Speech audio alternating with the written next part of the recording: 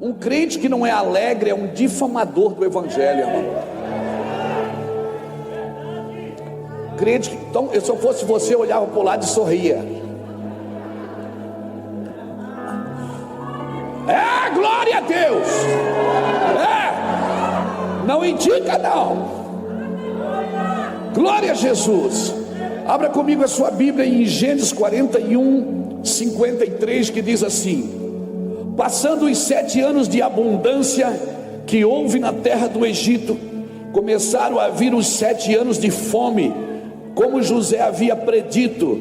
Havia fome em todas as terras, mas em toda a terra do Egito havia pão. Sentindo toda a terra do Egito a fome, clamou o povo a Faraó por pão, e Faraó dizia a todos os egípcios: ide a José, e o que ele vos disser fazei. Havendo pois fome sobre toda a terra, abriu José todos os celeiros e vendia aos egípcios, porque a fome prevaleceu na terra do Egito. E todas as terras vinham ao Egito para comprar de José, porque a fome prevaleceu no mundo. Aleluia. Você crê que você está vivendo um tempo parecido com esse no Brasil? Irmãos, o mundo, nós tivemos nos Estados Unidos esse mês passado, eu e minha esposa. Fevereiro a gente esteve na Europa, tivemos em alguns países da Europa pregando o evangelho. E eu vou te falar, meu irmão, o Brasil tem fartura de pão, um pão espiritual. Amós profetizou no capítulo 8, versículo 11, que haveria uma fome sobre a terra, uma fome de pão e uma sede de água. Não seria fome de pão e nem sede de água, mas de ouvir a palavra de Deus. Eles andariam errantes de mar em mar procurando a palavra e não encontrariam. E o Brasil tem fartura, irmão. O Brasil tem fartura de pão, tem fartura de Bíblia. Aqui tem a Bíblia da criança, a Bíblia do empresário, a Bíblia da vovó, a Bíblia do vovô. Tem Bíblia de letra grande, letra miúda, tem Bíblia sem letra, tem Bíblia com comentário. Meu Deus, está tudo pronto, irmãos, tudo pronto. E eu estou sentindo que Deus vai levantar esses homens e essas mulheres de revelação. E eu não estou falando isso para você como chavão de pregador, não. Deus tem um plano, e esse plano não é seu. Então talvez não é tempo da gente dizer: Deus tem uma obra na minha vida. Não, Deus tem uma obra, ela passa a ser a obra da sua vida se você entrar na obra de Deus. Mas Deus me deu um chamado. Não, o chamado não é seu, é você que é do chamado. Porque se você achar que o chamado é seu, você vai querer usar o chamado para você mesmo. Deus tem uma missão para mim. Não, Deus não tem uma missão para você, a missão é dele, é você que entra na missão.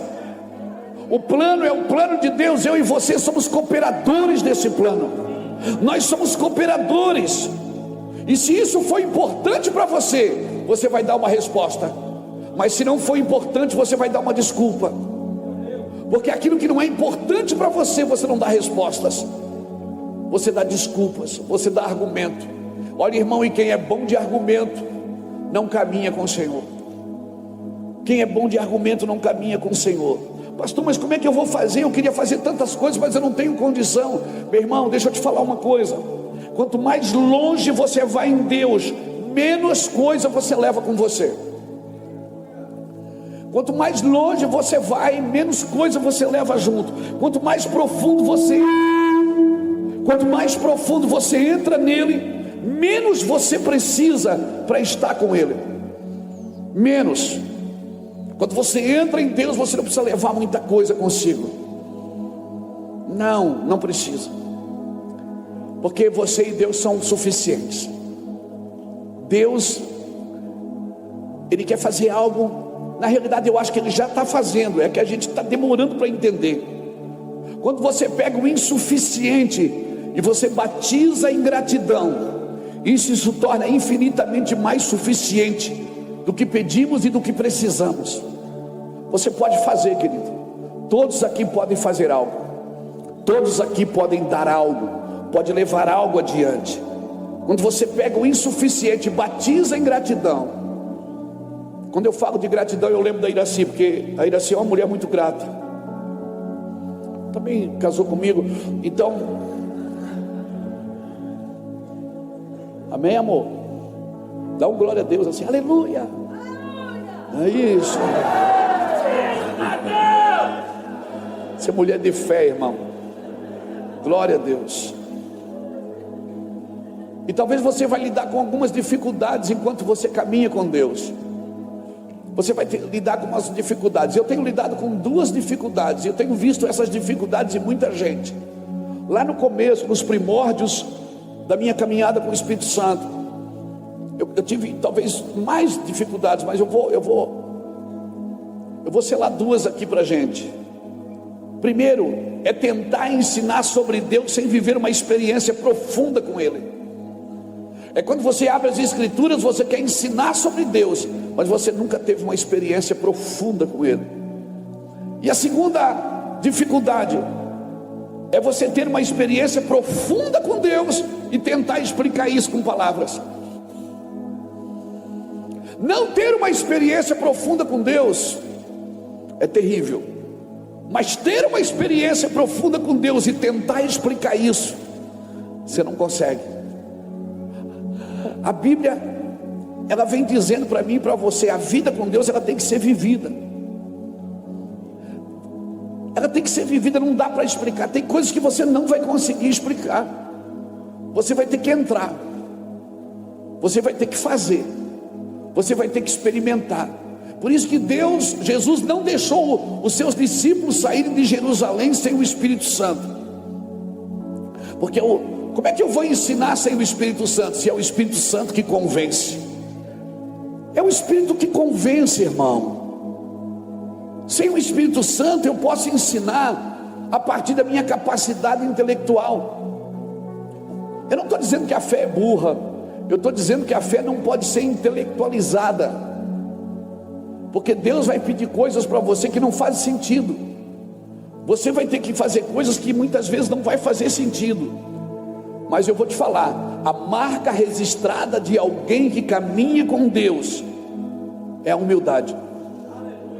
A marca registrada de alguém que caminha com o Espírito Santo é andar em humildade. Você não pode se encontrar com Deus no seu trono e não sair dali humilde. Por isso que Jesus disse: aprendei de mim, porque sou manso e humilde de coração, e assim encontrareis descanso para as vossas almas. É impossível uma pessoa aprender com Jesus e se tornar prepotente e soberbo. É impossível, isso é impossível. Querido, Jesus não rasgou o véu para me devolver serviço. Ele rasgou o véu na cruz para me devolver intimidade, para me devolver celebração, para me devolver relacionamento.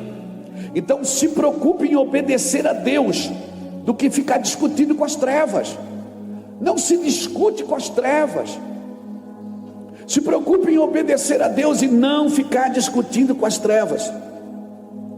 Princípios importantes dessa palavra tem que gerar em mim e em você realidades práticas. Sem esses princípios importantes, eu não vou viver realidades práticas. Cutuca alguém que está do seu lado assim: princípios importantes tem que gerar realidades práticas na sua vida. Porque virá uma fome sobre a terra. Virá uma fome sobre a terra, e é a fome do Evangelho. Hoje as pessoas fazem o que querem, mas elas não podem ser supridas. Irmãos, pessoas vão se frustrar logo logo. E homens que não têm propósito, eles se vendem fácil ao prazer. E hoje a vida é pelo prazer. Tudo para que todos estejam alegres. Então o que importa é eu estar alegre. Jesus não prometeu alegria para ninguém, ele até prometeu o contrário. Ele disse que no mundo nós teremos aflições. Vai vir uma fome sobre a terra, e não é fome de pão e nem sede de água, de ouvir o Evangelho. Hoje as pessoas fazem o que querem, se casam e se dão em casamento, constroem as suas próprias ideias a partir das suas paixões, constroem as suas próprias leis a partir daquilo que entende como moralidade. Irmão, deixa eu te falar uma coisa: o Evangelho, a lei de Deus não é legal, ela é moral. Tem coisas hoje que já receberam o amparo da lei para se tornarem legais. Fazer aborto hoje em muitos lugares já é legal, mas ainda para Deus é imoral. Casamento de pessoas do mesmo sexo em muitos lugares já é legal, mas para Deus ainda é imoral. porque Deus não trabalha com a lei legal, Deus trabalha com a lei moral. E a gente está tentando fazer de tudo para ser feliz, e muitas pessoas vão se frustrar no caminho. O que é frustrar? É esperar um resultado que não veio, e essas pessoas vão sentir saudade de Deus. E por isso você tem que estar com a chave na mão, preparado não para ir para a internet condenar as pessoas, mas para dizer assim: eu tenho pão, eu armazenei pão. Se você está com fome, eu vou preparar a mesa para você, e eu vou servir o evangelho para você. Aleluia, você está me entendendo? Então vai armazenando, irmão, vai escrevendo tudo que você pode, vai gravando tudo que você pode, vai se preparando, porque o mundo vai estar com fome da presença de Deus. E se você tiver depósito, você vai servir a mesa. Aleluia. Imagina, José está lá no Egito. Se você ler o capítulo 45 de Gênesis, você vai ver José diante dos irmãos, e os irmãos não conhecem José, porque José está com a indumentária do Egito. E a Bíblia diz que José, ele chora copiosamente, ele chora tão alto que até a casa de Faraó ouviu. E quando ele se revela para os irmãos falam: olha José. Ele diz: fique tranquilo, porque vocês fizeram mal para mim, mas Deus transformou em bênção, e Deus me trouxe na frente para guardar vocês com vida. Sabe o que acontece aqui? Um homem que anda no propósito de Deus, ele não se ofende. Um homem que anda no propósito de Deus, ele sabe que todas as coisas cooperam para o bem daqueles que amam a Deus e andam segundo o seu propósito. Até as coisas ruins que acontecem na sua vida, é Deus te empurrando para a sua pedagogia. Deus tem uma pedagogia para ensinar os seus filhos, e na pedagogia de Deus ele sempre diz mais não do que sim. Se você quer criar um filho bem criado, você vai ter que dizer mais não do que sim, porque se você só disser sim para o seu filho, você não vai criar um filho, vai criar um monstro, e ele não vai saber lidar com o não. A pedagogia de Deus, a Bíblia diz em Hebreus capítulo 5 versículo 8, que Jesus aprendeu a obediência por aquilo que sofreu. E hoje nós vamos para a igreja fazer campanha: pare de sofrer. A gente quer tirar essa pedagogia do nosso meio. Irmãos, o evangelho não é para te livrar do sofrimento presente, mas do sofrimento eterno. O evangelho não é para te proteger dos percalços da vida agora. O evangelho é para te guardar do sofrimento eterno, para te guardar em vida eterna. Pastor, o senhor fala assim, parece que o senhor não tem luta. Eu não tenho luta. Eu tenho lutas fantásticas, batalhas sobrenaturais, guerras incríveis. Mas em todas essas coisas, não é sem elas, é no meio delas, é com elas, é vivendo dia a dia. Aleluia. Ninguém pode parar você. Se você anda com Deus, se é Deus que te conduz, ninguém pode matar quem já morreu. Ninguém pode matar, irmão. Todo guarda que colocaram para cuidar de Paulo se converteu. A guarda pretoriana se converteu, os guardas romanos se converteram, os carcereiros se convertiam. Paulo era um perigo. Se você anda com Deus, o mundo não é um problema para você, é você que se tornou um problema para o mundo. Porque aonde você está, você baixa os céus, baixa o desenho, liga o Wi-Fi e os céus começam a invadir a terra. Venha o teu reino, seja feita a tua vontade, aqui na terra como é no céu. Se você anda com Deus, o mundo não é um problema para você. O mundo não pode ser um problema para você. E eu quero declarar, Brasil, nós temos os próprios celeiros. E como eu disse ontem, irmão, eu não quero aqui menosprezar a unção estrangeira, eu não quero menosprezar a estratégia estrangeira, a música estrangeira, a liturgia estrangeira, mas o Brasil tem a sua própria unção, o Brasil tem a sua própria canção, amém? O Brasil ainda planta cebolinha atrás de casa, planta salsinha atrás de casa. O Brasil tem o seu próprio jeito de fazer as coisas. Amém? Amém, irmãos? E você sabe que o nosso nome brasileiros nasceu antes da palavra Brasil. Antes do Brasil ser chamado de Brasil, os portugueses já nos chamavam de brasileiros.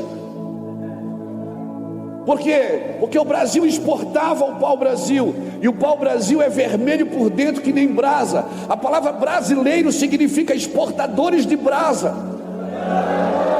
Não, você carrega avivamento no nome. Você carrega avivamento no nome.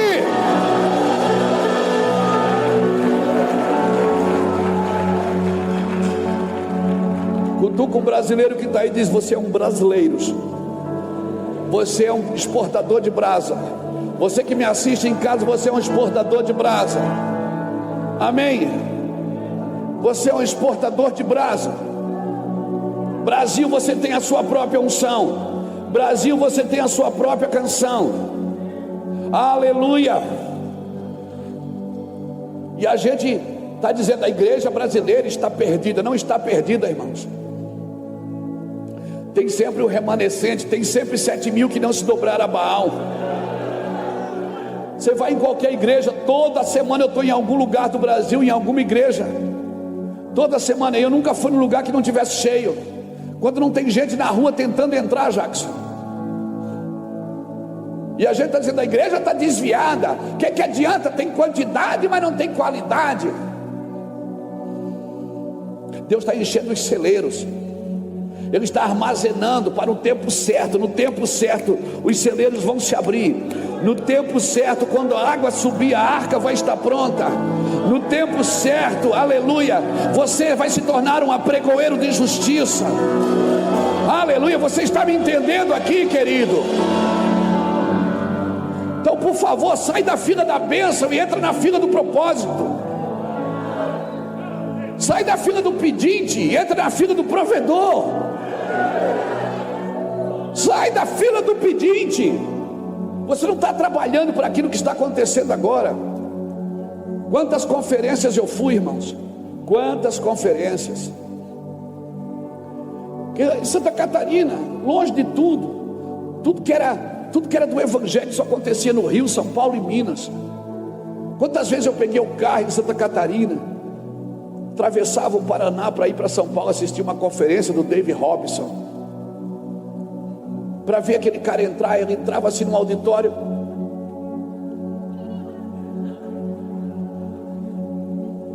e bom, caía, e nem falava com a gente. A glória de Deus era tanta que a gente voltava dirigindo a noite inteira chorando. Pegava aquele negócio, levava para dentro do quarto e ficava pensando: Celso, um dia Deus vai me usar. Um dia Deus vai me usar. Se você quisesse assistir uma conferência de avivamento, você tinha que ir em São Paulo, no Rio. Você tinha que ir lá em Minas Gerais. Você tinha que ficar na fila para poder entrar nas conferências de avivamento. Quantas conferências eu fui de Benihim, New Jersey, Nova York. Ficava lá sentado, aquele cara entrava, só dizia touch, touch. Depois que eu fui descobrir que era touch, era toque. E às vezes ele nem precisava me tocar, eu mesmo me jogava. E eu voltava para casa chorando dentro do avião: Jesus, que glória, que unção. E eu chegava morro. Ele olha para a gente e diz touch. E a gente é todo tantido. A gente é todo tantido e a gente vai para o chão. Você não entendia muita coisa, irmão. É uma incompreensibilidade que te fazia bem. Sabe, você abria a Bíblia, as letras começavam a saltar dentro de você. Meu Deus, quantas conferências eu fui. Had Baker, missionária que sustentava 15.000 crianças todos os dias na África, sonhando com aquilo, dizendo: um dia vai acontecer com a gente em Santa Catarina. Nós fazia reunião lá no Meuvan, né, Jackson? Ulisses? A gente fazia reunião e dizia assim: ó, Deus vai trazer o Brasil aqui. Eles olhavam para mim e diziam assim: nós estávamos vendendo cachorro quente no final do culto para pagar aluguel de igreja. O Ulisses vendia espetinho, não é, Ulisses? O Ulisses vendia espetinho no final do culto. Aí no final, quando estava acabando a reunião, ele botava 2 pedacinhos de bacon e ficava assim em cima da grelha. E entrava na igreja, todo mundo, ai que cheiro bom. Ele dizia, é o espetinho que está lá fora. Você é um vendedor de espetinho nato, irmão. Nato. Você vê a gente pregar aqui, você fica pensando, meu Deus, onde é que eles estudaram? Meu Deus, de quem eles receberam? No quarto, irmão. Sonhando, acreditando, armazenando no celeiro. Armazenando no celeiro. Ei, leva tempo para Deus fazer de repente. Leva tempo para Deus fazer de repente. Sabe, aquele povo está ali, orando, orando. De repente veio do céu um vento impetuoso. Ei, de repente veio do céu. Você acha que eu trabalho para crescer? Você acha que eu faço conferência para juntar dinheiro? Não, irmãos. Eu não trabalho mais para crescer, eu trabalho para proteger a unção, para não perder aquilo que eu tinha lá no monte. Quando a gente ia para o monte enrolado num cobertor com pão e uma garrafa d'água, e ficava lá a noite inteira, os pernilongos logo queria carregar a gente para o inferno. A gente lá, Deus me usa, Deus me usa, Deus, eu prometo que eu vou ser justo, eu prometo que eu vou cuidar dos pobres. Oh meu Deus, você pensa que eu trabalho para encher cadeira? Não, irmãos. Nós trabalhamos para proteger a unção, para não perder a dignidade daquilo que Deus nos deu um dia. Vai armazenando, irmão, e não adianta pedir favor para os outros, hein? Lembra o que José fez? José revelou o sonho do padeiro e do copeiro. Aí quando o copeiro está saindo, ele chama o copeiro e diz assim, ô, dá uma forcinha lá para mim, pô. Fala para Faraó de mim lá. Diz que eu não fiz nada. O copeiro falou? Não, porque ninguém pode tirar você do lugar que Deus te colocou no tempo, fora do tempo. Deus está te escondendo para um tempo. E quando Deus te esconde, ninguém consegue te mostrar. Agora quando Deus te mostra, ninguém mais consegue te esconder. Fique tranquilo. De repente vai acontecer. Agora leva tempo para Deus fazer de repente. Se Deus tivesse dito para José, José, eu vou te levantar, você vai ser governador do Egito. Mas José, primeiro seus irmãos vão dar um pau em você, vão quebrar 2 dentes seus, vão vender você como escravo para os ismaelitas. Os ismaelitas vão vender você no Egito. Você vai para a casa de Potifar. José, você vai ser preso por um crime que você não cometeu, mas fique tranquilo, é só por 10 anos. Depois eu vou tirar você da cadeia e vou te usar. Você acha que José ia, irmão? É por isso que Deus não te conta tudo.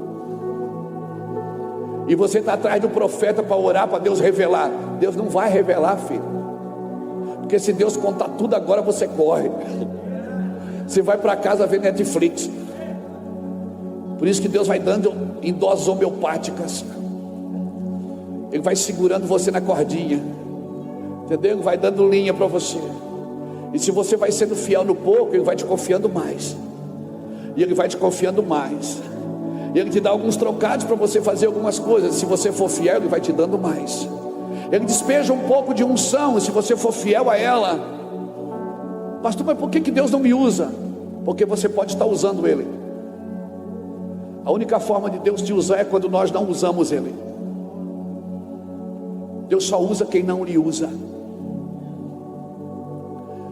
Cutuca alguém que está aí, vai chegar o tempo. Ei, vai chegar o tempo. Eu não posso te prosperar enquanto você não aprender a lidar com a necessidade. Ei, eu não posso te prosperar em honra enquanto você não aprender a lidar com a desonra. Eu não posso te levar para o reino dos céus enquanto você não aprender a lidar com as trevas. Eu não posso. Porque você tem que ter o mesmo coração quando você for popular, o mesmo coração que você tinha quando ninguém te conhecia. Deus está preparando você Então dá espaço, irmão, dá espaço para ele. Dá espaço para ele. Eu não sei quantas conferências eu já fui, irmãos, atrás de incêndio. Eu queria queimar. Eu me lembro uma vez que eu fui na conferência aqui no Bom Retiro, na igreja do pastor Jabes de Alencar. Estava o Malafaia, estava o Jorge Linhares. E aí um amigo meu me levou e disse: ó, pega tuas fitas cassetes. Eu tinha umas fitinhas cassete assim. A capinha era bem bonitinha. Eu fui debaixo de uma luz assim, eu tirei uma foto. Parecia Ave Maria cheia de graça, debaixo da luzinha assim. E o nome da fita era Das Trevas para a Luz. E aí um amigo meu disse assim: eu vou te apresentar para o Malafaia, vou te apresentar para o Jorge Linhares. Eu cresci, irmão, cresci na hora. Cresci uns 2 metros. E levei as minhas fitas cassete, meus VHS e fui. Aí chegou lá, eles estão sentados na mesa assim. Meu amigo me apresentou e disse: ó, pastor Ineu Gruber, que me levou, disse assim: ó, esse aqui é o Luiz Hermínio, ele é pastor lá em Itajaí, Santa Catarina, de uma igreja abençoada, menino de Deus. Eu tinha 30 e poucos anos. Levei as minhas fitas cassete, botei em cima da mesa. Eles disseram: ô, que benção, chega aí, vem tomar café com a gente. Sentei. Meu Deus, respeita a polícia, mano. Estou aqui agora, no meio dos grandão. Irmão, eles foram embora, deixaram as fitas em cima da mesa. Eu disfarcei porque custava dinheiro as fitas. Peguei e botei dentro da sacolinha de novo. E Deus disse assim para mim: não arrombe portas que ainda não foram abertas. Por que você está tentando arrombar portas que eu não abri? Irmão, esses irmãos todos são meus amigos hoje. São meus amigos. Nós falamos no telefone, conversamos sobre coisas profundas do coração e do Brasil. No tempo certo você não pesca. No tempo de Deus você não pesca, André. É o peixe que pula dentro da rede. No tempo de Deus você não pesca. É o peixe que pula dentro da sua rede. No tempo de Deus você não planta o jardim. É o jardim que nasce primeiro. Quando é Deus que governa, não é você quem faz, você só obedece. Quando Deus tirou o povo do Egito, a primeira coisa que Deus mudou foi o cardápio. Deus disse: agora vocês vão comer o pão que cai do céu. Lá vocês trabalhavam, amassavam barro para comer. Agora, quando vocês acordar, o pão já vai estar ali na mesa. Porque no meu ambiente sou eu quem faço primeiro. Não tente fazer no ambiente de Deus primeiro. No ambiente de Deus, quem faz primeiro é Deus. Quero declarar isso para os pastores. Quem é pastor aqui? Pastora, pastor, levanta a mão. Quem é crente normal, fica aí, depois a gente fala. Eu quero declarar para vocês: não façam nada para a sua igreja crescer. Porque se é você que faz crescer, é você que tem que alimentar. Mas se não é você que faz crescer, você não precisa nem estar lá. Se é Deus quem faz crescer, fique tranquilo. Não faça nada, não invente moda. Não crie caminhos alternativos para a igreja crescer. Eu planto, Apolo rega, mas quem dá o crescimento é o Senhor. Deixa Deus fazer. No tempo de Deus é Ele quem faz crescer. O que eu faço? Vai juntando no celeiro. Quando toda a terra do Egito começou a ter fome, o povo ia: Faraó, nós queremos comer. Faraó dizia: não é comigo. Faraó governou no tempo da fartura, mas no tempo da revelação, no tempo da necessidade, só homens de revelação podem governar. No tempo de fartura, qualquer um pode governar. Mas no tempo de escassez, sabe quem é que governa? Quem tem revelação de Deus, quem ouve os céus. Então se prepare. Mas pastor, mas o Brasil está difícil. Meu Deus, o governo está difícil, agora ficou mais difícil. Deixa eu te falar, cadê os homens de revelação e as mulheres de revelação dessa geração? Vai armazenando no celeiro, na hora certa Deus vai te usar. Escuta o que eu estou falando. A tua cidade vai bater lá na tua congregação. Os governantes vão bater lá, os professores vão bater lá, os juízes vão bater lá, os advogados. Que isso, pastor? Vão bater lá, escute. Por quê? Porque nada nessa terra pode satisfazer o homem. Nada nessa terra pode satisfazer você, porque você não é daqui. Nada nessa terra vai satisfazer você. E quando as pessoas se derem conta que nada nessa terra, elas agora têm posições, têm riquezas, têm glórias humanas, têm medalhas, mas elas ainda estão satisfeitas. Por quê? Porque nada nessa terra pode satisfazer você. Então vai armazenando, não arrombe portas, esperei com paciência no Senhor, descansa, só fica aí, mantenha a chama acesa, não deixa apagar o pavio que fumega, vai se mantendo. Está desanimado, pula, corre, dá uma corrida ao redor de casa. Está desanimado, grita, põe um som alto. Quando eu cheguei aqui, meu Senhor já estava. Não deixa apagar o pavio que fumega. Não deixa apagar. Está desanimado, pula da cama, toma banho gelado, faz alguma coisa, mas por favor, não desanime.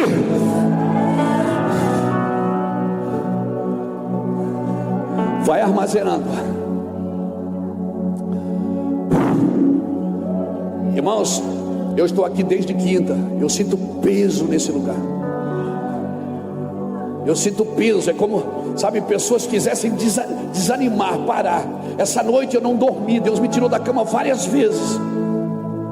Eu não estou cansado porque eu não dormi por sua causa.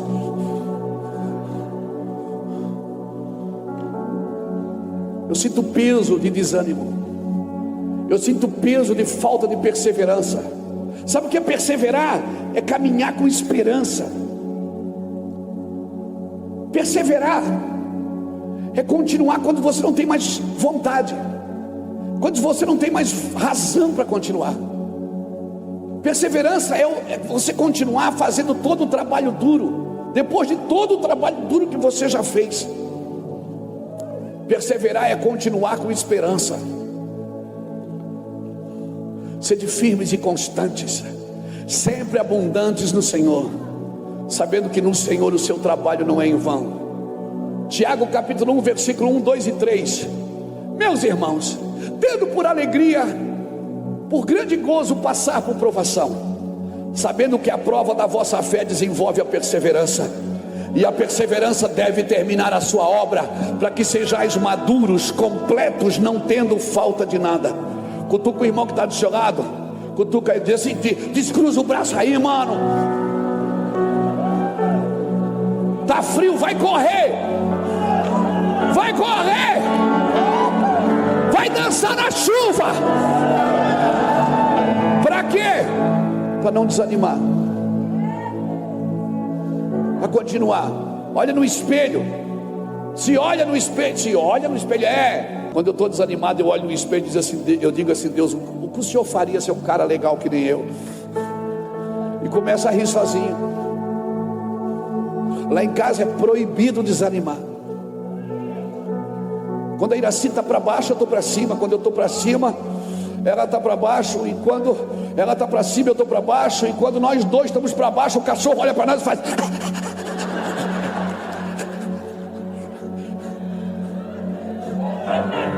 O Senhor está dizendo que Deus usa até o cachorro. Você está desanimado, ele vem com osso de silicone na boca. E ele quer que você jogue o osso. Você diz, ai daqui cachorro, estou desanimado, não tem... E o cachorro... Aí você olha, irmão, eu não quero espiritualizar, mas você já sabe o que é Deus. Os céus proclamam a sua glória, o firmamento anuncia as obras das suas mãos. Ele não vai deixar a gente parar. Nós fizemos um voto com Deus, retroceder jamais. E eu não estou pregando motivação para você não. Eu não estou dizendo para você passar por cima do rancor, por cima da dificuldade. Não, eu não estou dizendo. Eu estou dizendo para você enfrentar. Eu estou mal, mas eu vou ficar bem. É você bater em você e você dizer, eu não estou legal. Assume, eu não estou bem. Porque quando você assume que você não pode, nasce a revelação. Quando você assume que você não consegue, nasce a revelação. Pastor, mas eu estou fraco. Mas ele não diz para você dizer está fraco. Ele diz, reconheça que você é fraco, mas diga o fraco.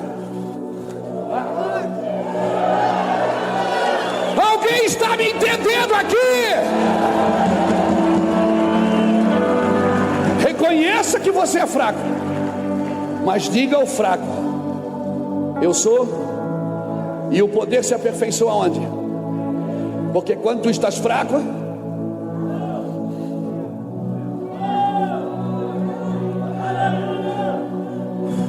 Quando é que Deus vai se importar comigo? Esse é o primeiro pecado, é você achar que Deus não se importa. Esse é o seu primeiro problema, você achar que Deus não se importa.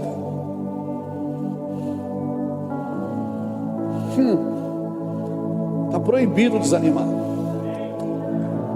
Está proibido fugir. Está proibido fugir. Em nome de Jesus. O problema é que se a gente não entende o tempo que nós estamos vivendo, nós não vamos juntar em celeiros, nós vamos comer a semente. E a Bíblia diz que Ele dá pão para o que come, dá semente para o que semeia. Trabalhe pelos próximos dias. Nós temos aí vários anos agora para frente para trabalhar nos fundamentos desse estabelecimento, desse novo tempo de Deus. Porque, irmão, porque virá dia de fome sobre a terra. E quem estiver com os celeiros prontos, quem estiver com os celeiros armazenados, quem não desanimou, quem não ficou lambendo feridas, quem não ficou preso nos seus rancores. Ah, pastor, mas eu estou muito decepcionado. Sabe por que você decepcionou? Pastor, essa pessoa me decepcionou. Meu marido me decepcionou, minha esposa me decepcionou, meu patrão me decepcionou, meu empregado, meu vizinho, meu pastor. Sabe por que eles decepcionaram você? Porque você deu para eles o lugar que você deveria ter dado para Jesus. Tem lugar que você só pode dar para Jesus e para mais ninguém. Quando você dá a primórdia para Deus, o primeiro lugar, o primeiro amor, o primeiro tudo, você não desanima com mais ninguém. Você não se ofende mais fácil. Não entregue o lugar que é de Deus para outra pessoa. Eu não posso amar ele assim mais do que eu amo a Deus. Eu não posso amar meus filhos mais do que eu amo a Deus. Então o que eu faço? Eu os amo através de Deus. Não entregue o primeiro para ninguém, irmãos. O primeiro é dele. Você acha que Deus precisa de dinheiro quando Ele fala de dízimo? Você acha que Deus precisa de dinheiro? Não, Ele só quer ser o primeiro a ser ofertado, ser abençoado. Por que a lei da guerra em Deuteronômio diz que quando você invadisse uma cidade, você poderia tomar os despojos daquela cidade? Quando você invadia uma cidade, você poderia tomar todos os despojos da cidade. Mas quando chegou em Jericó, Deus disse: não tome nada da cidade. Deus disse para eles não tomarem nada da cidade, contradizendo o que Ele diz na sua palavra. Porque Jericó era a primeira cidade da terra prometida, e o primeiro já tem dono. Você não pode tocar no primeiro. Por isso que Deus santifica o primogênito. O primeiro sempre é de Deus. Porque se você não dá o primeiro, não adianta dar o resto. Não adianta, você não vai tocar Deus dando o resto. Resto do dia, resto do tempo, resto de recurso, resto de pensamento, resto de palavras. Não, irmão, eu tenho que, é o primeiro. Tudo que é primeiro é dele. Aleluia. Levante um pouco a sua mão. Correntes vão cair hoje aqui da sua mente. Eu quero declarar em nome do Senhor Jesus.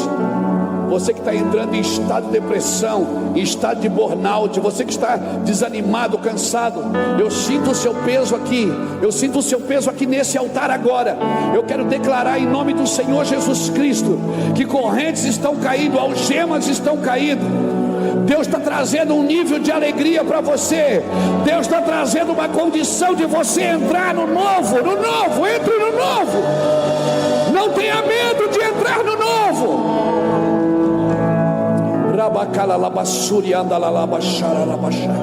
Eu quero declarar todo pensamento negativo, todo medo, toda culpa, caia da sua mente agora em nome do Senhor Jesus. Deus vai tirar você do meio da noite da cama, não para tomar remédio, mas para celebrar a vida. Deus vai tirar você no meio da noite da cama, não é para tomar remédio, mas para celebrar a vida. Levante a sua mão e solta esse leão que está aí dentro. A letra da Bíblia vai ficar diferente para você. As letras vão saltar no seu espírito. Você não vai querer só ler a Bíblia, você vai querer ouvir a voz. Não é a Bíblia que você tem que conhecer, é de quem a Bíblia está falando. Se você conhece só a Bíblia, você só conhece versículos e capítulos. Você precisa saber quem a Bíblia está tentando revelar para você. Você precisa ouvir a voz do Todo-Poderoso. Ele ainda quer falar. Ouve Israel, Senhor. A palavra ouvir no hebraico, ela vem da palavra chamar. E a palavra obedecer também é chamar. Porque para Deus ouvir e obedecer é a mesma coisa.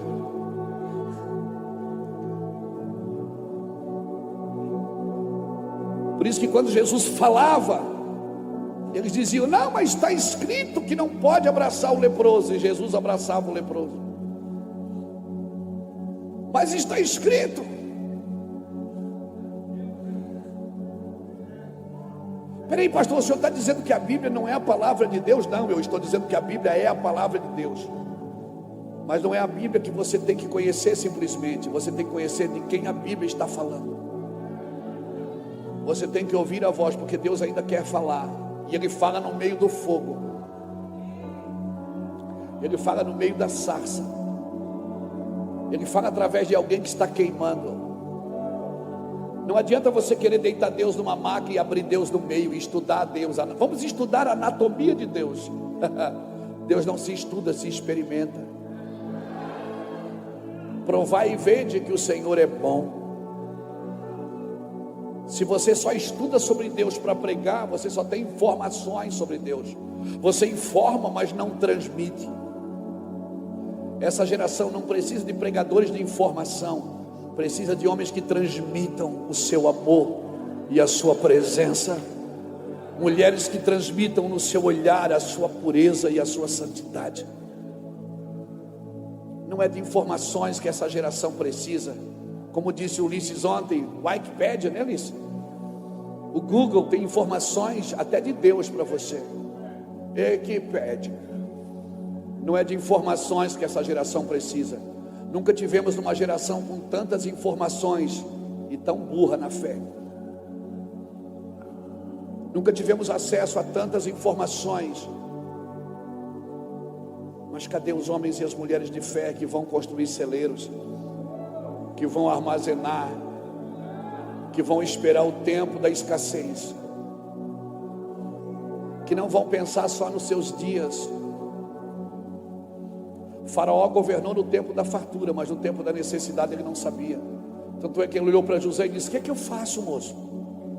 José disse: não é fácil, o senhor, nos 7 anos de fartura, o senhor tira o quinto e guarda. O senhor levanta um homem, ele olhou e disse: esse homem é você. Botou um anel no dedo de José, mandou levar José na sua carruagem, e José agora é o governador do Egito. De repente, Deus mudou a história daquele homem. E ele não ficou guardando o rancor dos irmãos que venderam ele, que bateram nele, que maltrataram ele. Ele disse para os irmãos em Gênesis 45, de 1 a 8, ele disse: vocês fizeram mal para mim, mas Deus transformou em bênção. E Deus me trouxe na frente para guardar vocês com vida. Ele estava dizendo o seguinte: sabe por que eu estou aqui? Eu estou aqui porque Deus quis, não foi vocês que me venderam. Sabe por que vocês me bateram? Porque Deus mandou. Deus queria que vocês me ferissem. Para quê? Para me aprender. Porque hoje eu posso governar e posso servir a todos. Então fique tranquilo. Vocês não fizeram mal para mim. Foi Deus que me trouxe na frente. Esse cara, ele me impressiona. Sabe por quê, irmãos? Porque ele não ficou preso ao passado. Quem vai alimentar a próxima geração é quem não está preso no dia de ontem. Quem vai alimentar a próxima geração é quem carrega rancores no seu coração e na sua mente. José era um homem resolvido no passado. E foi resolvido no presente também, porque quando ele está morrendo, ele chama os irmãos e diz assim: ó, eu vou morrer, mas Deus certamente visitará vocês. E quando Deus visitar vocês, me tirem daqui, não me deixem aqui não. Me levem junto com vocês. Não deixa eu aqui no Egito não, leva meus ossos. No dia de sair do Egito, todo mundo saiu com prata e ouro, menos um homem, Moisés. Moisés levou o caixão de José. Por isso ele não participou do bezerro de ouro, porque ele não estava preso nas coisas do Egito, ele estava preso na profecia que dizia: Deus vos visitará. Se prenda na profecia. Existe uma profecia. Estude as escrituras. Sabe onde José foi enterrado? Em Siquém. Depois você lê Josué 24. José foi enterrado em Siquém. Sabe onde é Siquém? Siquém fica a 12 quilômetros de Jerusalém. E a minha Bíblia diz em Mateus 27, de 51 em diante, que quando Jesus morreu na cruz, túmulos foram abertos e muitos santos que dormiam foram vistos na cidade. A minha pergunta é: será que o Zé estava lá? Eu não sei, a Bíblia não me fala isso, mas eu quero acreditar que um homem que tem o passado resolvido, vive um presente que faz sentido, tem o seu futuro garantido perto da cruz. Eu acredito que uma das pessoas que estavam lá na morte, quando abriu o túmulo, santos que dormiam foram vistos na cidade, diz a Bíblia.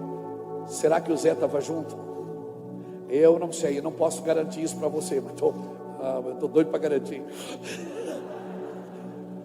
Mas teologicamente, que saco, eu não posso. Mas a Bíblia diz que túmulos foram abertos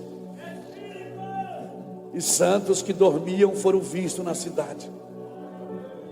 Será que José correu aqueles 12 quilômetros e disse: eu vou lá para a cruz, eu vou lá também? Ei, deixa eu te falar uma coisa. Talvez o seu tempo não chegou ainda, mas fique aí. Vá construindo, irmão. Vai construindo, porque virá uma fome sobre a terra. Amós 8:12 diz que andarão errantes de mar em mar. Na versão, a mensagem desse texto de Amós 8:12 diz assim: que darão ouvidos a qualquer um. Darão ouvidos a qualquer um, andarão errantes, porque vão dar ouvido a qualquer um. Se você tiver celeiros preparados, pessoas treinadas com o mesmo coração de Jesus, irmãos, essa geração será bem sucedida.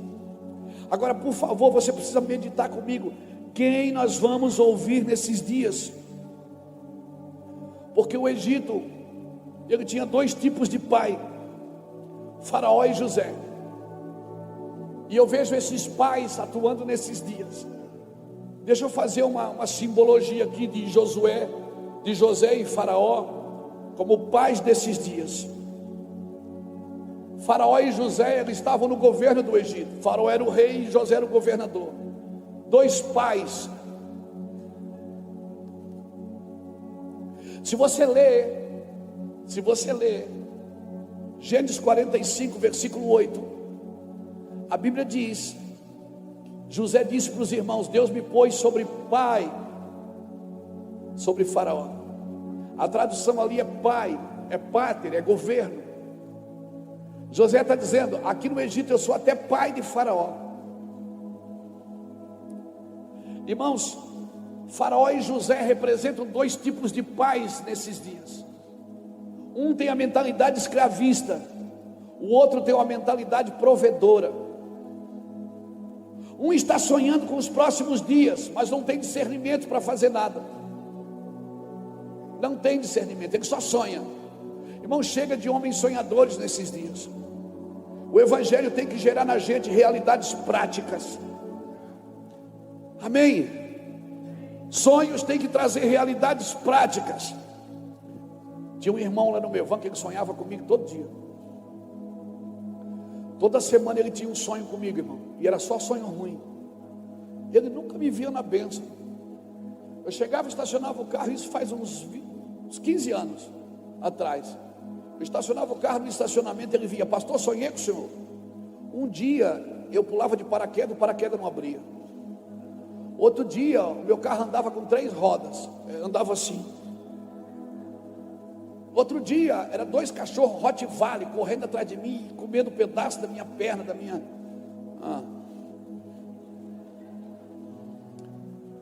nunca sonhou nada de bom comigo, irmão.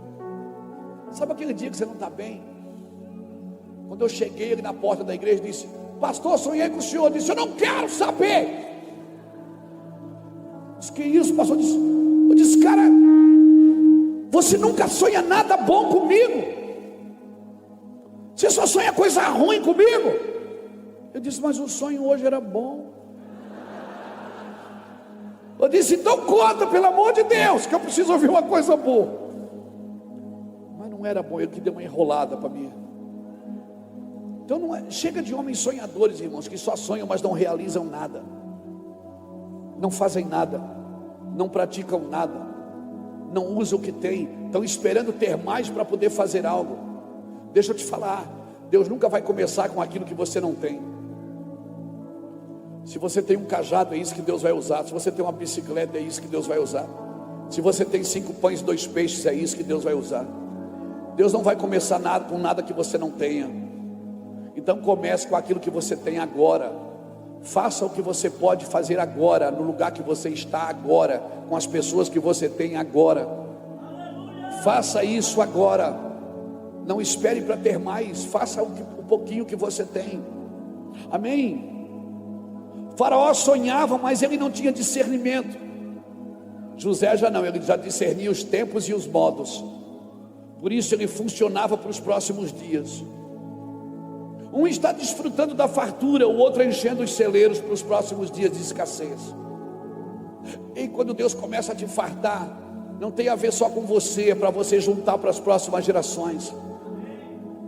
Louco, amanhã pedirão a tua alma, e o que tu juntaste, para quem será?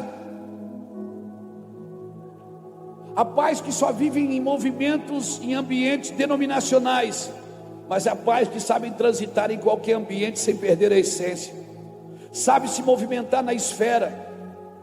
Olha o que José aprendeu, irmão. José aprendeu a viver no meio dos irmãos que competiam com ele em um lugar. E você vai passar por aí também, amém? Cutuca alguém que está do seu lado e diz: você vai passar por os irmãos que tem procurando um lugar. Você vai passar pela competição entre irmãos. Cutuca, fala para ele, crente. Diga: você vai ter que passar pela competição entre os irmãos. Diga para ele: você vai ter que aprender a viver no meio dos prazeres, dos lugares nobres, sem tocar naquilo que não é seu. Na casa de Potifar, José aprendeu a viver num lugar nobre, mas não podendo tocar naquilo que não era dele. Terceiro, você vai ter que aprender a viver no meio da dificuldade. Imagina José no cárcere, 10 anos ele deve ter ficado por lá, meu irmão, aproximadamente, em dificuldade. Mas por onde José passou, ele foi governo. E agora ele está como governador do Egito. E você vai ter que aprender isso também. Aprender a viver nos lugares de governo sem abusar da autoridade que Deus te entregou. Um quer transformar e trazer cura para o Egito, mas não pode, porque seu desempenho está preso só em sonhos. Somente em sonhos, mas não no espírito de excelência, de revelação. O outro tem o espírito de excelência e seu desempenho está preso na voz do Senhor. Ele se move por revelação. 2 tipos de pais que nós estamos recebendo nesses dias. Um sabe lidar com o trabalho, mas não com a sabedoria do alto. O outro lida com a sabedoria do alto para fazer o trabalho. José foi um pai no Egito, irmãos, num tempo de dificuldade. E é isso que essa nação precisa, de um pai. Um trabalha para destruir a próxima geração, e quando trabalha só para os seus dias. O outro está conectado com as gerações. Não tem problema você servir Faraó, mas não esqueça, você não é filho de Faraó, você é filho de Jacó. Você faz parte de uma promessa de continuidade. Abraão, Isaac e Jacó. Você pode servir qualquer faraó na terra, desde que você entenda de quem você é filho. Moisés foi criado na casa de Faraó, mas quem amamentava ele era Joquebede. Ou seja, a genuinidade daquilo que ele comia ainda estava na sua essência. Ele cresceu na casa de Faraó, cresceu nos palácios, cresceu como um príncipe, mas quem alimentou ele foi Joquebede. Você pode estar servindo a Faraó, mas você vai precisar de Jacó. Lembra quando José se revela para os irmãos, em Gênesis 45, versículo 9? A primeira coisa que ele, depois que se revela aos irmãos, ele pergunta: e meu pai ainda vive? Como está meu pai? Vai buscar meu pai, traz meu pai para cá.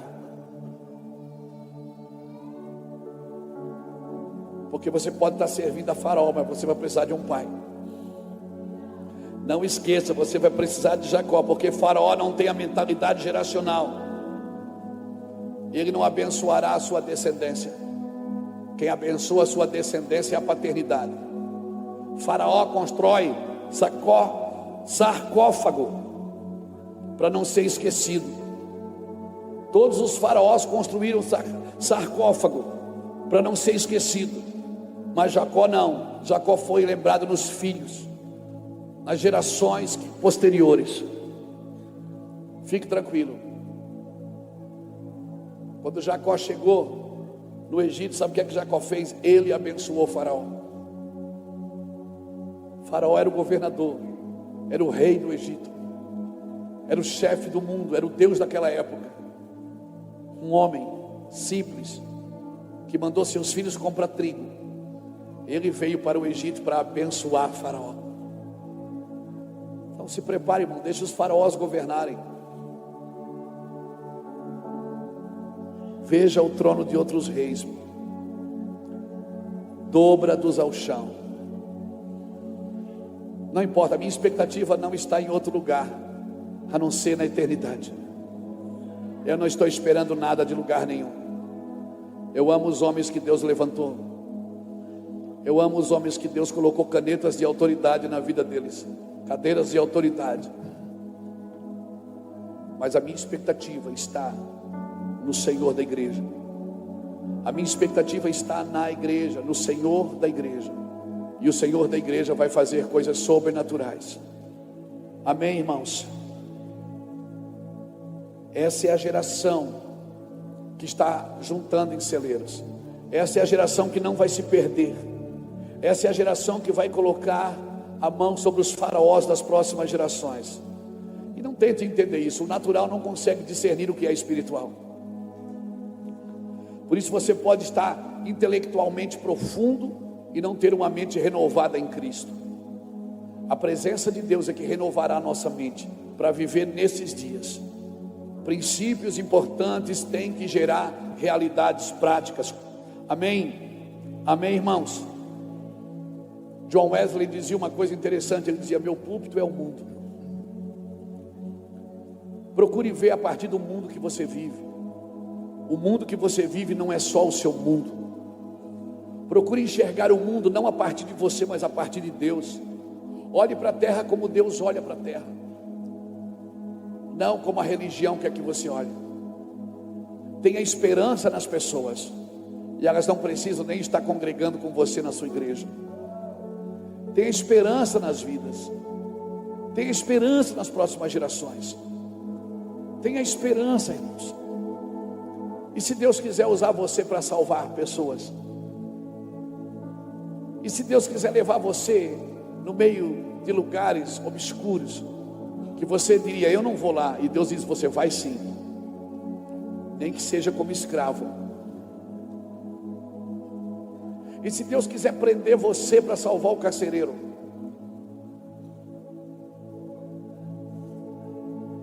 Atos capítulo 16, versículo 16. Ah, pastor, Deus não vai fazer uma coisa dessa. Assim como tu não sabes o caminho do vento, nem como se formam os ossos no ventre de uma mulher grávida, assim tu não sabes a obra de Deus que faz todas as coisas. Por isso, de manhã semeia a tua semente, de tarde não retires a tua mão, porque tu não sabes qual que vai prosperar, se essa ou se aquela. Você não sabe tudo que Deus faz. Não tente explicar isso. Não tente. Quando Jesus fazia um milagre, as pessoas perguntavam para quem recebeu o milagre. E aí? Ele dizia: não sei, eu sei que eu era cego e agora eu vejo. Tá, mas como é que você foi curado? Eu não sei. Eu sei que eu era cego e agora eu vejo. Atos 16:16, Paulo e Silas, eles estavam indo para o caminho de oração. Todos os dias eles iam naquele horário orar. E uma moça atrás deles dizendo: ei, que homem de Deus, meu Deus, que homem abençoado, meu Deus, que homem ungido. Aquilo foi incomodando Paulo. Às vezes os caras da Bíblia, eu me invoco um pouco com eles. Por quê, pastor? Porque quando eles eram elogiados, eles repreendiam. Quando eles eram criticados, eles abençoavam. Aquela mulher ia atrás de Paulo e Silas e dizendo: meu Deus, que homem ungido, meu Deus, que homem cheio de glória, cheio de unção. Aquilo foi incomodando Paulo. Um dia Paulo parou e disse: cala a boca, Satanás. E o espírito saiu daquela mulher. Ela estava falando alguma mentira? Ela estava falando alguma mentira? Não, ela estava falando uma verdade com um espírito de engano. Nem todas as verdades que são pronunciadas têm o espírito correto.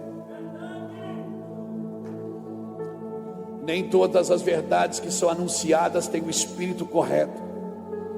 Por isso que Deus não mede nossas palavras a não ser a partir das nossas intenções.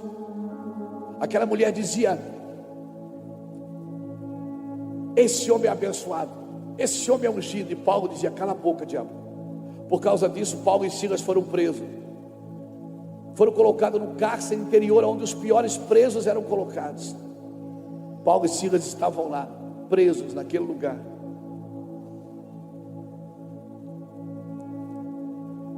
E aí Paulo olha para Silas, Silas olha para Paulo. Diz: Paulo, o que é que a gente vai fazer agora? Onde é que a gente estava indo? A gente estava indo aonde? No lugar de oração, no lugar de adoração. Vamos adorar aqui mesmo. Puxa um dó maior aí, Silas. E eles começaram a adorar. Porque homens de Deus são assim: muda o ambiente, mas não muda o propósito. Eles iam para o lugar de oração, e agora eles não estavam indo mais para o lugar de oração. Eles estavam presos, mas eles não mudaram o propósito. Eles entraram em adoração e continuaram adorando. A gente tem dificuldade de lidar com alguns ambientes, irmãos. Por quê? Porque são ambientes de guerra, e a igreja não está preparada para ambientes de guerra. A igreja só gosta de ambiente de adoração. Eu percebo, irmão, eu sou pregador, eu sei que quando eu estou pregando, quem está intercedendo. Tem gente que está nem aí. Por quê? Porque não entende o ambiente de guerra.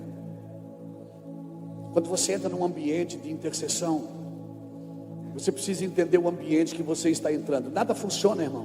Dá problema aqui, dá problema ali, dá problema no som, dá problema aqui, é uma distração. Porque tudo para roubar a palavra, para que ela não entre no coração das pessoas.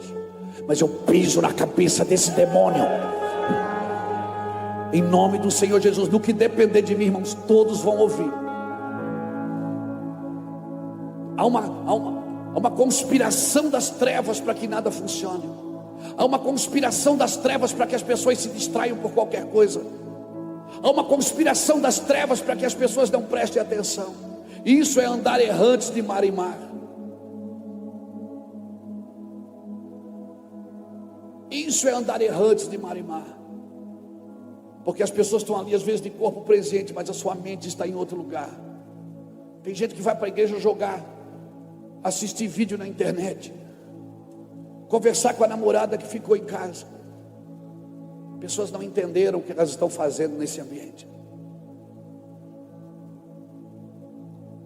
Construir em celeiros, irmãos, você não pode ter plano B. Abastecer os celeiros, você não pode ter plano B. Não pode, não se distrai. Não se distraia. Vamos rir, vamos brincar. Mas quando você está numa guerra, em tempo de guerra não se dança. Em tempo de guerra se anda com a espada na mão, como Gideão. Uma tocha na mão e o cântaro na outra. A trombeta na mão e o cântaro na outra, com uma tocha acesa dentro. No tempo de guerra se bebe água assim, ó, vigiando, todo mundo ligado. Bom é que nem se comesse, porque em tempo de guerra ninguém se distrai. Mas quem não foi chamado para a guerra, irmão, atrapalha quem está guerreando. Então entenda o tempo que você está vivendo. O Brasil está passando um momento difícil, tá, vai ficar pior, mas vai armazenando. O que é que eu faço? Senta na mesa e come do cordeiro. O anjo da morte está passando, irmãos. Está passando. O que é que eu faço? Come do cordeiro.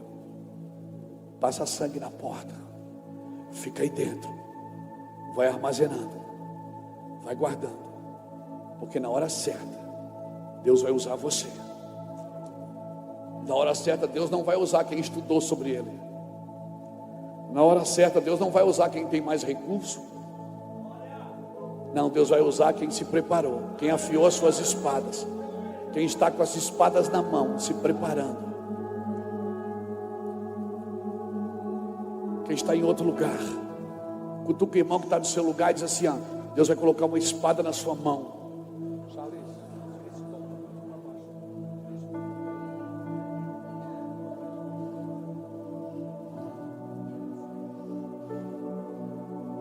Deus vai colocar uma espada na sua mão, Renato. Vandinho, Deus vai colocar uma espada na sua mão. João, Deus vai colocar uma espada na sua mão. Amém? Fique esperto, irmão. Fica ligado. Deus vai contar com o seu celeiro. Eu me lembro, há anos atrás, quando eu fui convidado para dar uma palestra numa faculdade de administração. Mas eu nunca administrei nada na vida, a não ser depois que conheci Jesus. O terceiro ano de administração, eles estavam numa gincana na faculdade e tinham que levar um palestrante para falar de administração. E aí me convidaram: o senhor não vai, pastor? Um menino lá da igreja: o senhor não vai? Eu digo: vou. Pastor, mas é difícil. Eu digo: eu sei, mas eu vou. Foi eu e o pastor lá. Eu levei uma caixa de Bíblia para dar de presente para os meninos lá. E agora, o que eu ia falar de administração? Peguei um caderno, comecei a escrever. Na época não tinha iPad, não tinha computador. Comecei a escrever, escrevi um monte. Sentei atrás da mesinha. Aí a professora, antes de eu começar a falar, ela me chamou assim e disse assim: ó, o senhor é pastor, né? Eu digo: sou. Todo feliz, sou pastor. Ela disse: eu queria que o senhor não falasse de religião aqui. Eu disse: tá bom, diabo, pode deixar que eu não vou falar nada, não. Fica tranquilo, eu não vou. Pode deixar, Satanás, eu não vou falar nada de religião aqui, não. E aí aquilo já me intimidou, irmãos. Aquela palavra já me intimidou. E aí eu abri o caderno, fiquei dentro do auditório. Aquela montoeira de jovens, administradores, futuros administradores. Eu abri meu caderninho de 20 matérias e disse: então, irmãos, queridos, quase que já escapou um pai do Senhor. Eu disse: tudo bem, boa tarde a todos, prazer estar aqui com vocês, meus queridos irmãos, meus queridos alunos, e administrar, né? Vou estar aqui para falar de administração. Administração é a arte de administrar. Você administra porque você é um administrador. E o rio não vinha, irmão. Sabe quando o rio não vem? O rio não vem. E todo mundo ficou olhando um para o outro. E aí eu tirei o microfone da boca e disse assim: Espírito Santo, por favor, eu me recuso a fazer isso sem você. Eu me recuso a fazer isso sem você, Espírito Santo. Por favor, eu não sei fazer isso sem você. Irmão, você sabe quando ele chega. Eu senti aquela quando deu aquela soprada no cangote, eu já fiz A professora olhou. Os alunos ficaram dizendo 10 minutos depois eu já estava de um lado para o outro. Queridos irmãos, Amados do Senhor, quem aqui vai ser administrador de empresa? Todo mundo levantou a mão. Eu disse: pastor Lapa, me dá um livro de administração aí para mim. Disse: aqui eu trouxe um livro para vocês aprenderem a administrar. Aqui você vai matar a fome de 5.000 com 5 pães e 2 peixes. Aqui você vai aprender a andar 40 anos no deserto, sem comprar uma sandália, sem comprar uma camisa, sem comprar uma calça. Jesus vai ensinar você a administrar a sua vida, e depois vai administrar através de você. Eu não me envergonho do Evangelho, porque é o poder de Deus para a salvação. Aleluia! Eu olhei para a prof queria me engolir. Eu disse: dá um para a prof também ali. A prof olhou para mim e no final ela estava lacrimejando e dizendo: ai, que coisa linda. Eu sinto toda arrepiada. Eu digo: pois coisas maiores do que essa tu verás, prof. Tu verás o Filho do Homem descendo com as nuvens com poder e glória. Coisas maiores do que essa, por favor, não se envergonhe do Evangelho. Não existe vida secular. Esse secularismo grego, esse dualismo grego de vida secular e sagrada não existe. Você é um crente em qualquer lugar. Você é um crente com uma caneta na mão. Você é um crente dirigindo um caminhão. Você é um crente com uma bomba de gasolina na mão. Você é um crente sendo um policial com uma arma na mão. Você é um crente em qualquer ambiente dessa terra. Por favor, vá construindo celeiros, vai enchendo esses celeiros. Irmão, 10 minutos a galera estava gritando: aí pastor, show de bola. Acabou, distribuímos Bíblia, foi uma festa. Meu Deus, foi uma festa. Aleluia, nunca mais me chamaram, mas foi maravilhoso. Foi maravilhoso aquele dia. E a pessoa cheia de dedo para falar de Jesus. Não pode falar porque assusta. Assusta se você for feio. Agora, da onde já se viu Jesus assustar alguém, irmãos? Jesus assusta o pecado. Ele assusta o pecador. Ele assusta os demônios que corriam e se prostravam diante dele. Pessoas cheias de dedo para falar de Jesus. Mas se eu falar de Jesus na empresa, eles me mandam embora. Vai embora! Aquela empresa não merece você.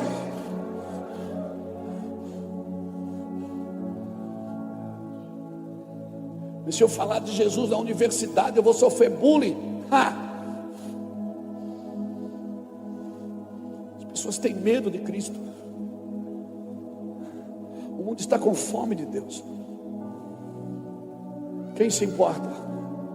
Eu vou te falar: se você se importa, você vai dar resposta. Se você não se importa, você vai dar desculpas. Eu abri essa conferência na quinta-feira dizendo uma coisa para você: Deus tem chaves para entregar nesses dias. E não é chave da vitória, não é chave da prosperidade, não. Eu não sou um pregador de prosperidade, eu sou um pregador de justiça. Se você falar de justiça, não precisa falar de prosperidade, ela virá. O reino de Deus é buscar primeiro o reino e a prosperidade vai seguir você. Falamos muito de prosperidade porque temos falado pouco de justiça. Se falarmos de justiça, não precisamos falar de prosperidade. Ela virá. Ela virá. A mensagem do reino é buscar primeiro o reino e não a sua prosperidade, a sua justiça, porque a prosperidade do reino está em prática da sua justiça. A cura do reino, o milagre do reino está na prática da sua justiça. Eu comecei essa conferência falando para você: Deus tem chaves para te entregar. Chaves que vão mudar o seu ambiente, vão mudar a sua vida. Mas por favor, não se distraia. A igreja não está preparada para uma guerra, irmão. Eu não estou falando de guerra com armas na mão, não. Eu estou falando de guerras ideológicas, guerras de princípios.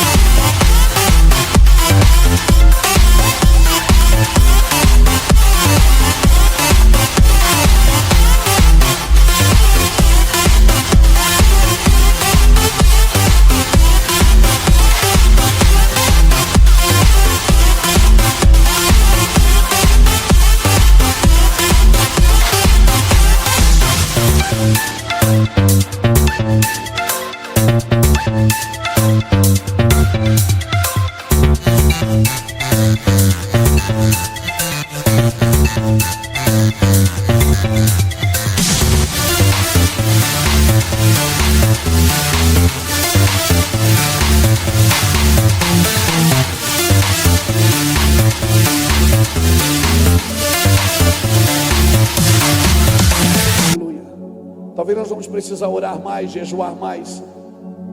Talvez nós podemos precisar nos distrair menos. Eu não vim em Ponta Grossa passear. Eu vim pregar justiça. Passear, eu vou passear amanhã. Hoje eu vim pregar justiça. Por isso eu estou atento a tudo que Deus está fazendo e apontando. Uma criança correndo, uma nuvem que passa, um carro que passa. Deus está se manifestando, irmãos, sinais. O vendaval que veio do Rio Grande do Sul, que vem destruindo cidades. Deus dizendo: eu vou abalar o que pode ser abalado, para que o inabalável permaneça. Deus trazendo palavras. A temperatura ontem baixou, hoje já aumentou de novo. Então tudo tem sinais de Deus, gente. Eu e você precisamos estar atentos. E às vezes eu vejo a igreja distraída demais. Distraída demais. Não se distraia. Não se distraia. Talvez o maior pecado da igreja nesses dias seja a distração. Não se distraia. Fique atento. Firmes e constantes, sempre abundantes. Você já foi um escravo do pecado, você não é mais. Você já foi um escravo da injustiça, você não é mais. Não importa quem governa essa nação, irmão. Passa sangue na porta que você não recebe a praga.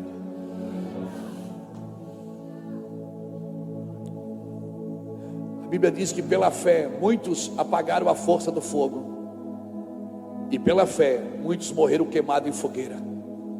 Eu pergunto, quem teve mais fé? Quem apagou a força do fogo ou quem morreu queimado na fogueira? Os dois, irmãos, porque você tem que ter fé para viver e fé para morrer. Muitos morreram de Covid, muitos sobreviveram ao Covid. Eu pergunto, quem tinha mais fé? Quem sobreviveu ou quem morreu? Os dois, irmão, porque você precisa ter fé tanto para morrer como para viver. Mas no nosso cálculo, na nossa equação, nós achamos que tem fé quem venceu, quem foi vitorioso, quem fez uma campanha e prosperou. Nós somos tão pobres até para os nossos resultados. E às vezes quando alguém morre diz, viu, ó, Deus está pesando a mão. Por favor, acorde, Brasil.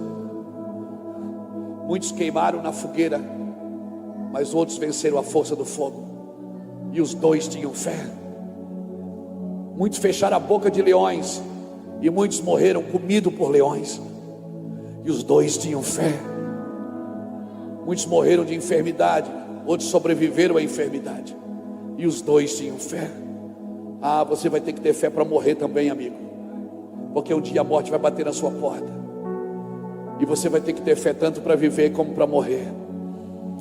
Eu te garanto que se você estiver olhando como você está olhando para mim aqui, você vai ter muita fé. Eu quero deixar essa palavra e essa conferência muito sóbria.